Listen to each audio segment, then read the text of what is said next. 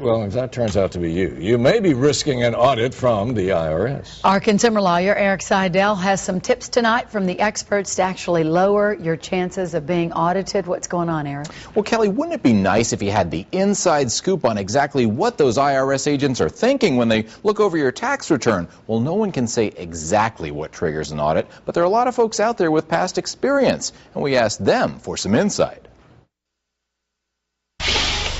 It's that time of year. I don't know. It's my first time. We seem to pay our fair share of taxes. Navigating your income taxes can be confusing. Who to go to, what to ask. Taxpayer errors resulted in more than $50 billion in audits last year. I think it's unfortunate a lot of people have to be audited. But the IRS's Marcia Bailey says it happens most often to those who play with the wording of the tax code, trying to prove they don't owe a dime. Either they look at some section of the code and say, well, this particular part of the code means that U.S. residents do not have to pay taxes. Barring that, experts suggest a few simple tips to help make you audit-proof when it comes to your taxes. CPA Al Giavetti says your risk increases with the size of your refund. IRS looks at miscellaneous or other items.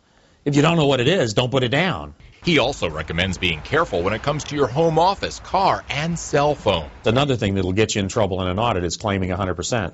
The IRS does not believe you drive your car 100% for business. They don't believe you use your business cell phone 100% for business. They don't believe you use your home 100% for business if you're using a home office. If you make more than $100,000 a year, watch out. The IRS will audit those returns more often than someone making less than $100,000. Finally, Giavetti says, use caution when claiming a large number of charitable contributions. Making donations that exceed a certain percentage of your annual income will raise a red flag with the IRS.